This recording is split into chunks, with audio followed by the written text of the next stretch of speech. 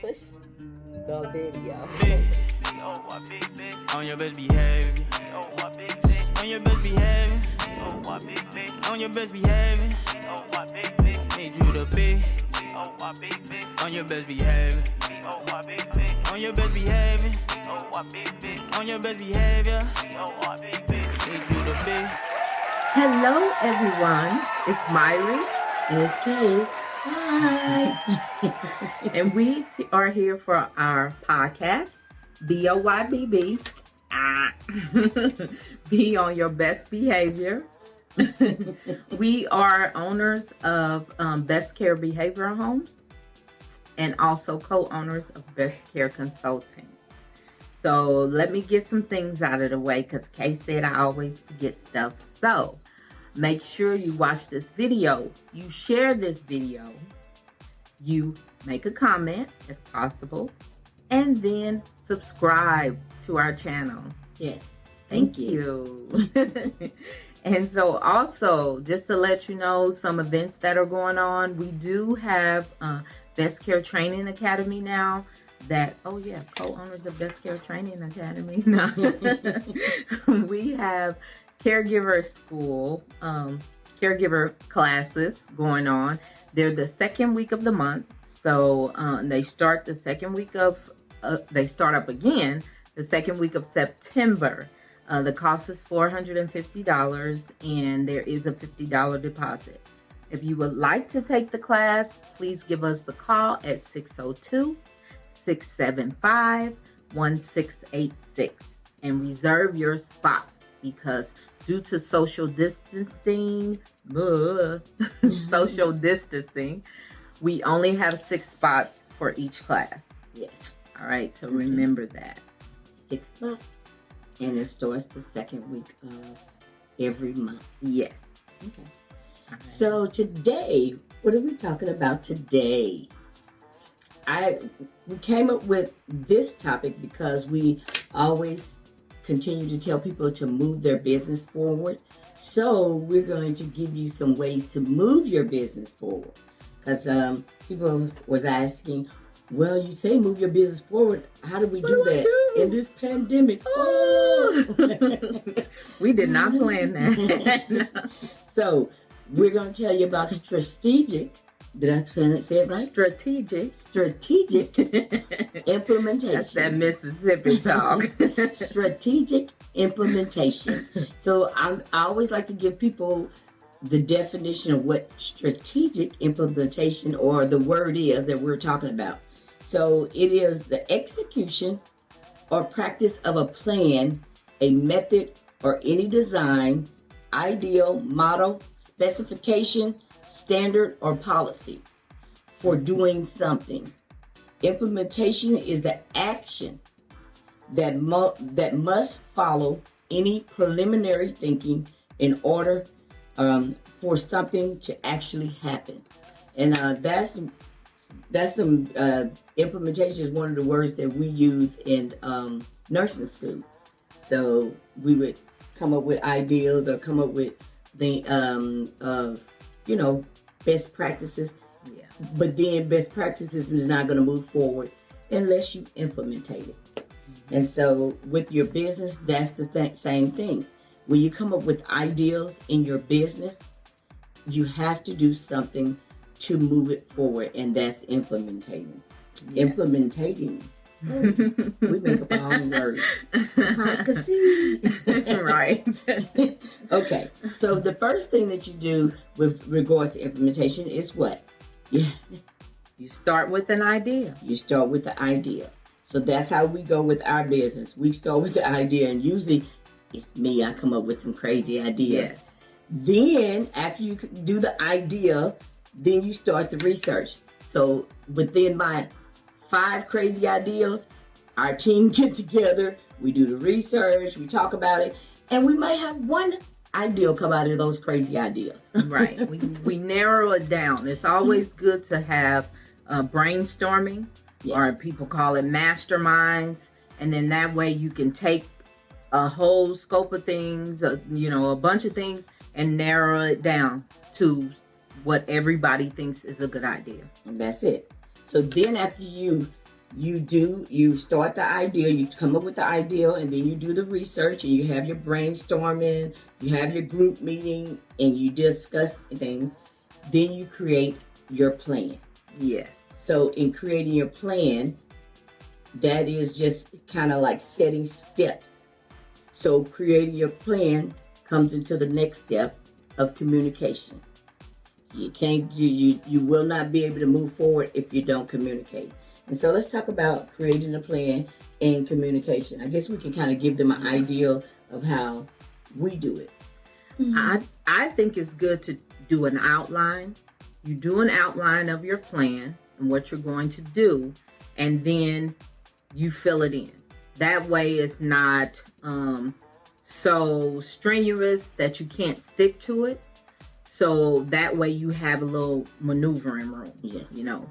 And so and that comes in the part with communication, because what the team does is we get together and we say, okay, we can do this in 2 days, we can do this in 2 weeks, we can do this, or this right here is not going to happen for 6 months. Yeah. So how when Myrrie was saying do an outline, we start checking off, okay, what can we get done, and we set deadlines. Yes. You have to set deadlines, because if you don't set deadlines, it will not move forward. Right. Because if you just say, okay, I'm going to finish this, then you look 6 months later and it's not finished. Not done. But if you set deadlines and then you have people there to keep you accountable, and you keeping other people accountable, guess what?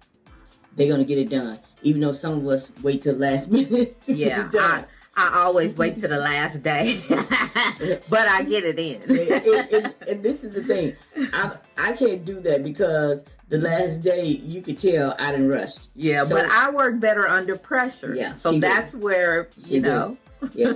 So I start with when I start doing a plan or something like that, or what is needed for the plan. I jot down things, and now a lot of times I put it on the computer, and so I store me a Word document and I jot down, and then I go back and say, oh yeah, I said I was going to do this, and then I jot down some other stuff that needs to be done. So that's how I have to do, because this old mind don't work like it used to. Well, you know, I'm 27, so you know. So then the next thing after communication, after you communicate with your team and y'all work out some kinks and bugs, then you align your initiatives with the strategy. And so your initiative is pretty much what's going to be done. And you line that with your strategy, what you're doing. So whatever you are trying to do, you got, I guess that falls into with your outline, the initiative. So I'm going to do this, and this is my strategy. We want to be here at this point. Yeah. So then that's your next step. Then you allocate resources. So let me tell you this. I put that right there, but I'm gonna tell you this. I already be trying to get resources when I come up with my plan. I'm reaching out. I'm not like concrete, but I'm reaching out to what I'm trying to do. It's like if for instance, can I say that we're trying to purchase? No. Oh, sorry. I can't say that. So like when we first started with behavior health, we had investors. And so what we did our little, I always say love. We did our PowerPoint, and we start reaching out to people, even though our plan, our ideal hadn't came all the way to full effect. We started reaching out, so that way, when we got to allocate resources, we knew, okay, I could call this person, I could call that person, I could call this person, and then bring it all together. And so that's how we did. Yes. I always have to ask her permission, because she be trying to be the boss. I'm the legal of the group. She be trying to be the boss of me.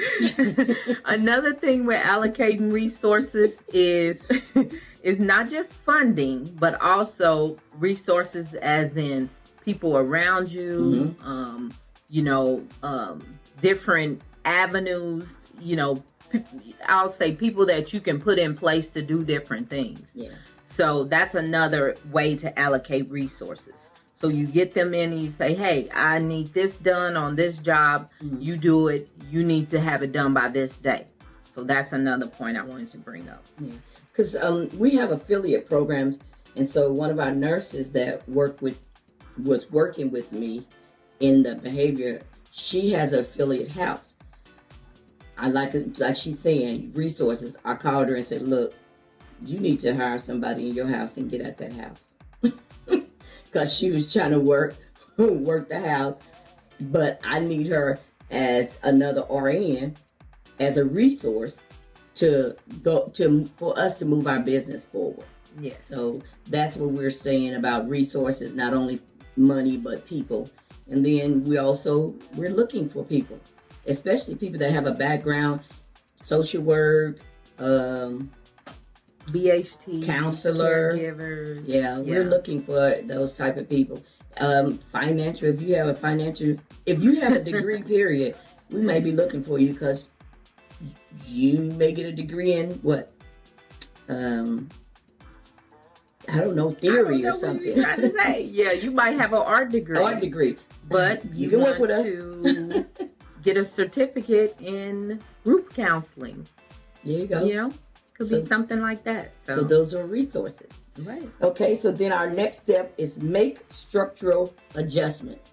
So when we talking about structural adjustments, it's not just to a building. It's to us, to your group, to your plan, your organization. Yeah. That's make structural adjustments.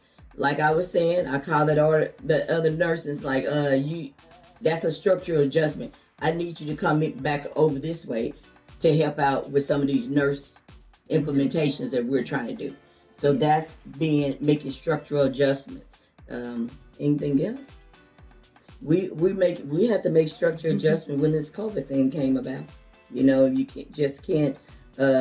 Like I was sharing with a lady that is doing some investigating of getting us some nonprofit funding. Oh, yes, we have a nonprofit too. Oh, yeah, we have a nonprofit. So I was letting her know with behavior health, you know how most clinical places you go in, they got hand sanitizer? We're in a behavior health, they would drink that hand sanitizer. So we can't put hand sanitizer in each different resident room and stuff like that. We have to make sure that they have, hand washing stations to wash their hands, because we have had people in our home will try to drink their hand sanitizer because it has alcohol in it. It's 80%. That's the best hand sanitizer you can get, is about an 80% one. So it just goes. That made me think about it. That's what they make a hand sanitizer out now. It's just alcohol. No aloe vera in it. No, what is it? Aloe vera gel or nothing. Just straight up 80% alcohol. And it's not even rubbing alcohol either. I'm just putting that in there. That's a plug. So watch People what you are got. Making it out of Everclear. I know I've seen a few YouTube videos about that. But I prefer my hand sanitizer to be at least 70% alcohol and have aloe vera gel in it. Because do you want your hands ate up and dried out? No. Look, you said you prefer. I prefer my hand sanitizer to be Moscato. No, I'm just like. But so back to what we was talking about. She always brought the deep end. Back to what we was talking about. Make structural adjustments. So make structural adjustments to your business plan or to your strategic plan. Because I don't know a lot of people that do business plans anymore. I don't even encourage it. We did a business plan, We did a business plan 15 businesses ago. I know. When you need and we funding, didn't even need it. But when you need funding from a traditional bank, yes, is when you need a business plan. We have not needed funding from a traditional bank. That's it. So, if you're a person that's watching this and you say, "Oh, I got to get a business plan," do a strategic plan. If you're not getting traditional business, no. Some people do need to do a business plan because people be playing like they want to have a business. So for those of you, if you have a coach or somebody in your life that's saying do a business plan, they probably just trying to see if you go do it, to see if you serious. So do the business plan. But us, like I said, 15 businesses ago, we did a business plan. We're at the point now, we do strategic plans when we start something new. And keep it moving. Yeah.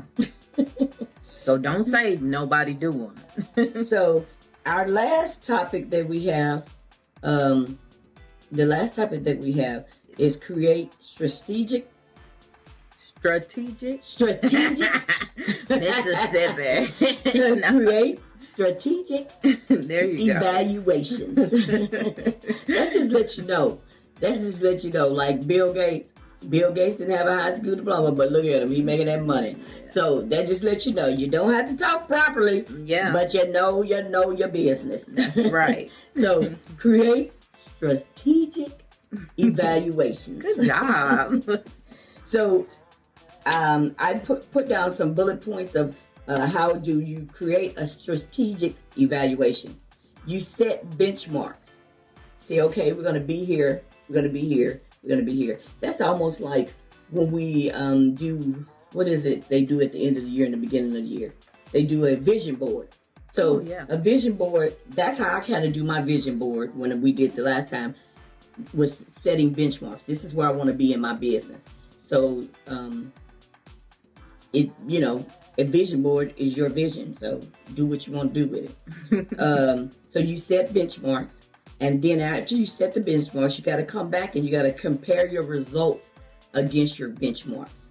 Because how do you know that you improved or that you're moving on the right track if you don't compare your results against your benchmarks? You could be moving on the wrong track and be like, oh, we did this 3 months ago and this don't seem like it's working. What do we need to tweak to get to this benchmark? Right. And then you analyze the differences. And I guess I moved a little bit fast. That's what we do. You analyze the differences. Because if you're setting benchmarks and you're not reaching those benchmarks, something ain't right. Yeah, so then you analyze the differences and then you move forward like that. And then the next thing you do after you analyze the differences, then you take corrective actions. Yeah. Yeah. So that's how you that's how you create a strategic evaluation. Yes. Set benchmarks, compare results against benchmarks, analyze the difference, and then take the corrective action. So that is how we go about in our business of setting strategic implementation. Yes. Strategic implementation. Implementation is the action that must follow any preliminary thinking in order for something to actually happen. So if you don't implement, guess what? It's not going to happen. Nothing going to happen. And just know that in strategic planning, implementation, you have to be able to adjust. Yes. You got to be able to move. Mm-hmm. You got to be flexible. Because you will start out here and you'll figure it out. I got to be over here. So you have to be able to adjust. You got to be aware of what's going on in your industry. Yep. Because just like this COVID thing came up on everybody like that, you got to be able to adjust or you will not survive. Take it from the Sisters of Survival. I'm a survivor. No, I do not own the rights to that song. I ain't got time to begin to by Destiny's Child. No. Yeah. But all right there. But hey, we just wanted to come share with you guys today. And like we always say, in these days and times, be a blessing to someone else. Bye.